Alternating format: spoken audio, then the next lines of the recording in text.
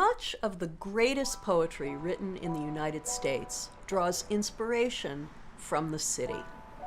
In Chicago and New York, in Detroit and San Francisco, in LA and in Washington, D.C., American poets like Emma Lazarus, Carl Sandburg, and Hart Crane turn their eyes skyward to the feats of art and engineering that make a city a city.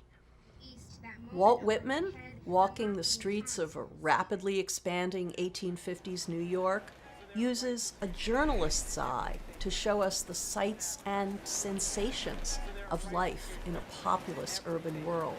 He's not a poet who's just born one day. You know, on these very streets where he walked with his black hat and his black outfit, the idea of a new American poetry, right? Yes. A raw, radical, street-level poetry. Edna St. Vincent Millay gives us the city as a place of emancipation.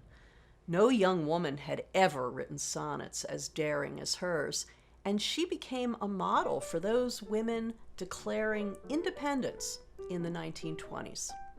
Langston Hughes, Gwendolyn Brooks, Robert Hayden, Nas, and young practitioners of spoken word tune their poetry. My brother's stutters are slow as molasses. To the sounds of jazz, blues, hip-hop, and the sharpness and dynamism of slang. They throw the bone and we fetch it. They throw us off, we don't catch it. These CEOs spoon feed us bull, don't even offer us catch. I'm a disciple of the streets. The streets is my world, it's everything. And I'm from it. I'm of it. I love it.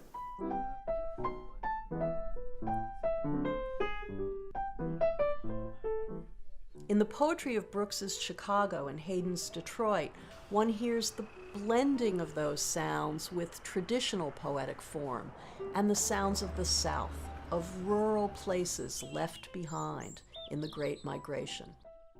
Poetry of the city immerses you, along with your colleagues around the world, in this great tradition of American poetry. I'm Elisa New, and I'm a professor of American poetry. Read along with me and many other guest interpreters as we expand our understanding of poems and refine our skills as readers and teachers of poetry. But it's enough to remind you that it's a poem, just like it'd be enough to remind you that it was a jazz song.